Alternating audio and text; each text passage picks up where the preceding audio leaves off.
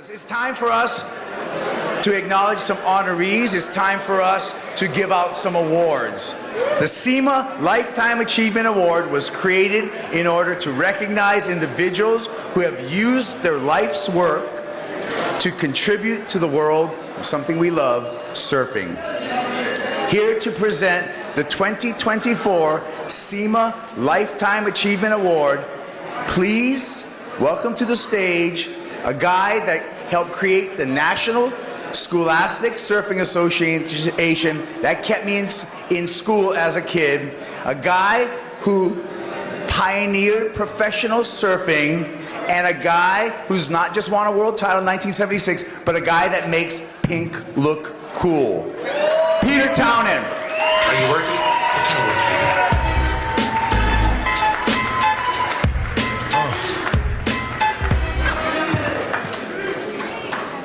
I think we're doing pretty good tonight. How about that for all that money we raised, right? About a round of applause for it. We got to keep those oceans clean so that our kids can benefit and their kids can benefit from it. It's an extreme honor for me to be up here tonight to recognize a guy that I've known for over 50 years, Gordon Merchant.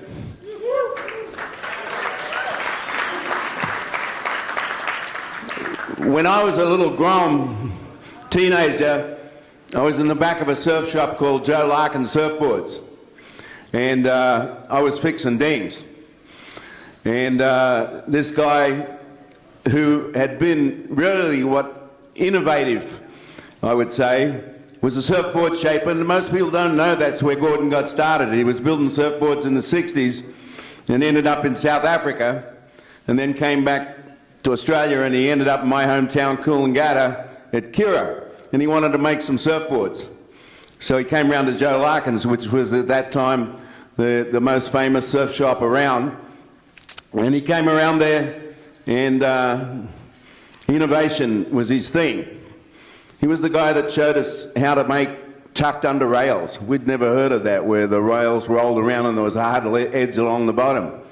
He was the first guy I ever saw wear a leash. He wore a leash. It had to be like 1971 at Kira and Burleigh. You know, those places you lose your board. The next day you're around the back mixing some resin and trying to fix it up for the next day.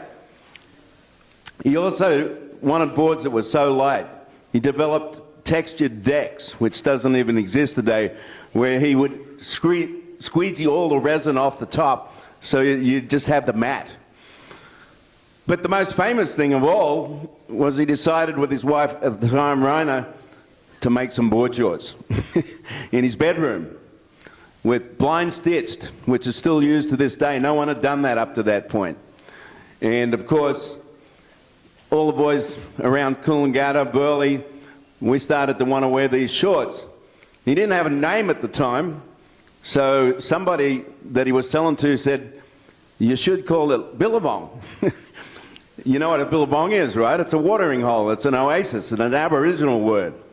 And sure enough, that's what he called it. All of a sudden, he was selling lots of them, couldn't make enough in the bedroom, so he bought a little piece of land at West Burleigh, and he built this factory that had the big billabong waves all the way across the top. You couldn't miss it. You go out to West Burleigh, and that was the first thing you ran into. His innovation also with the brand, every surfer knows the feeling. He had an incredible athlete team. And one of the things that I think drove the kids at the time were the videos. The videos that they made with Jack McCoy, Pump, Green Iguana, Aki. Those videos changed kids' life. You know, I mean, they did. I mean, every kid I knew around, as soon as one of those videos came out, they had to have it. And they just played them over and over until they wore the tapes out. He was a huge motivator of professional surfing. He arguably was responsible for the change of the tour to the Dream Tour. When we were on tour, Sean Thompson and I, we were surfing in places, and Sean will laugh in a minute, like New Jersey and Florida. Those were world championship tops. Sean, Roy Turner had won the record bar. And Sean was pretty good on his little twin fin. And we'd go to places like that. We never had any idea that contests could end up in Garajigan or Tavarua or where I just was in Tahiti for the Olympics at Chopu. They might have scared the shit out of us, actually, especially on a single fin. Yeah, Gordon was incredible in that respect, that he was an innovator. He changed so much stuff and became one of the most iconic brands in the world that all started. It was funny back in those days. The only product you had was a pair of board shorts, and you sold a lot of them. And eventually there was a few T-shirts, and look what they do today. They make everything. On a personal note, my daughter actually worked for the Billabong brand for over a decade. And so it was funny at times when I'd hang out with Gordon to say, I can't believe my daughter works for you. I just talked to Gordon within the last hour. Unfortunately, he couldn't be here tonight because 2 days ago his brother was put in hospital and he died last night, which was really a bummer. He's really sad that he couldn't be here tonight because there's so many people in this room that he interacted with through the years.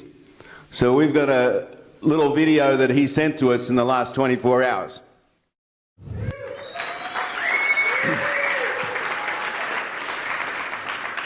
Gordon also wanted to give a shout out to his fellow honorees, Nathan and Vince, and I'm going to bring up right now someone that worked for him for a long time, Graham Stapleberg.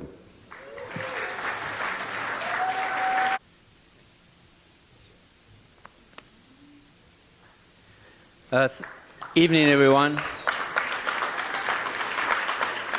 To say it's an honor to speak on his behalf is an understatement, and it's really sad under the circumstances. But for those who know Gordon, and there's a lot of you in this room that know him very, very well, I mean, he was a very, very shy individual, reserved to the most extent. But most importantly, when he spoke, everyone stopped and listened. And I think from that point of view, whatever he said, he had thought things through, and he knew what he wanted out of life. He knew what he wanted, because everything he did was with a purpose. And I'm not going to sort of labor too much, but there was a couple of things I just want to share with the group. I mean, one thing was so important for him was product and marketing. And I don't think there was a better person that I ever knew that understood that better. And he would literally, he was a perfectionist to a fault. He would sit hours and hours in the product development room. I know Rob McCartney's in the room tonight. And he would not leave that room until he knew that he was comfortable with what was going on. Marketing, he was amazing. He would look at something, and when he was a young up and growing company, he always said to me, he says, you know what? I look back at the success of Billabong. When I was a small young company, I wanted to make sure I was bigger than what I was. And when we got to a point where we grew, he said, you know what? We needed to make sure we're smaller than what we are as a company. He understood all those sort of intangibles, second to none. And I'm going to kind of finish with a little small story, which sort of is a testament to who he was, because his tenacity was second to none, and he had a single focus, and he would never give up until he achieved what he needed to do. And at the time, I think it was in 1998, I was running ASP at the time, and I was kind of burning out, and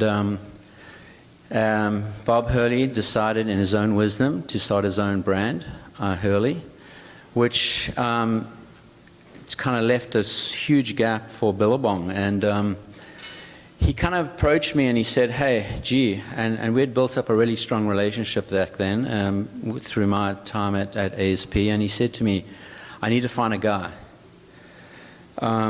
And I said, I think I have the guy that you're going to have to find. And there's two reasons why. One, he's got apparel in his veins, DNA, part of who he is. But most importantly, he finished third in the 1976 Pipe Masters. And for that